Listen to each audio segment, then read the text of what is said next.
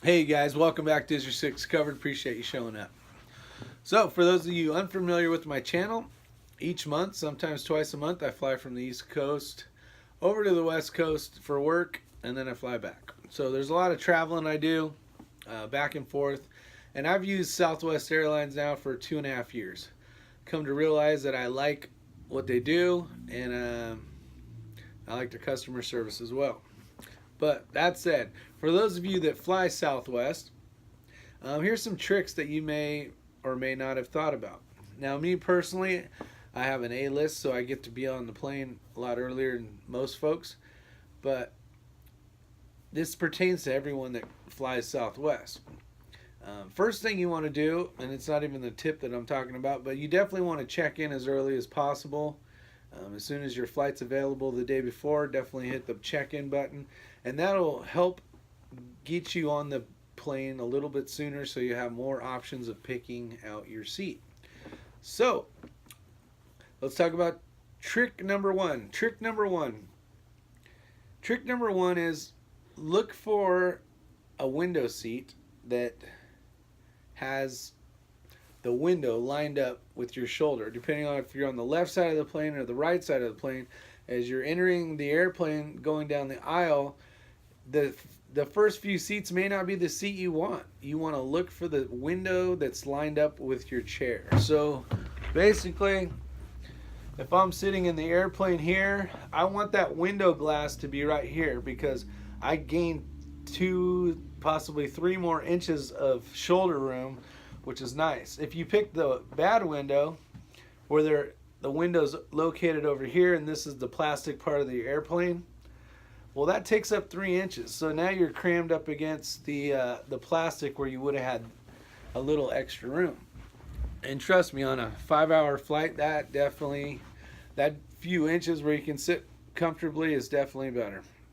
What's nice about sitting in the window seat as well is, me personally, I have a bag that has a roll in it, and that roll is basically a blanket that's wrapped up into a big tube. Basically, I can put that tube against the window and use it for a headrest if I want, or if it gets cold, I can turn it into a blanket.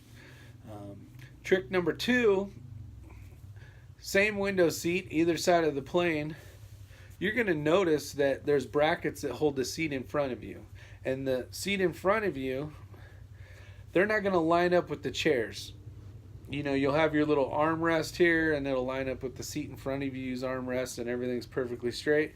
But what you'll notice that the bracket that holds the seat in front of you is over 2 inches farther to the center of the seat, which gives you a little bit more leg room. Now, if you're the unfortunate one that has to sit in the middle, that seat there, you definitely lose leg room, as that bracket is definitely over into the other person's seat. So that's another option. You're getting a little more leg room. You're getting the curvature of the plane instead of that square section. So you do get a little more leg room. Trick number three. Trick number three is, if you're carrying 2 items on, you'll have to put one up in the overhead. But then, like your backpack, you might want to keep with you, so that you can grab snacks or whatever you brought, or maybe some of your, you know, items, whatever you bring in. So, what's nice about that is during takeoff and landing, they require that bag be located underneath the seat in front of you. Well, after you take off and you're not landing, you can move that bag. Well, if you're really tall and you want to like really stretch out, you take your bag and you put it underneath where your knees would be, and then you can stick your feet under. A lot of people sit there and they're uncomfortable, especially tall people. I sit there and they're like, they don't really know what to do. And in the past, I have said, if you pull your bag and put it underneath your legs, your feet can actually go underneath the seat, and you can probably get a little more comfortable. So those are my tricks for the day. Hopefully they help you out. I almost forgot the bonus. If you're on the newer Southwest Airlines, the back of the headrest will actually bend and go around your head, a little bit, to keep you from, sleeping on your neighbor's shoulder. So definitely look at that. If you're tall, it actually will slide up and down accordingly. So there you go. See you guys on the next video. Like, share, and subscribe. Talk to you guys later. And as always, make sure you check in early so you can get a better seat. See you guys.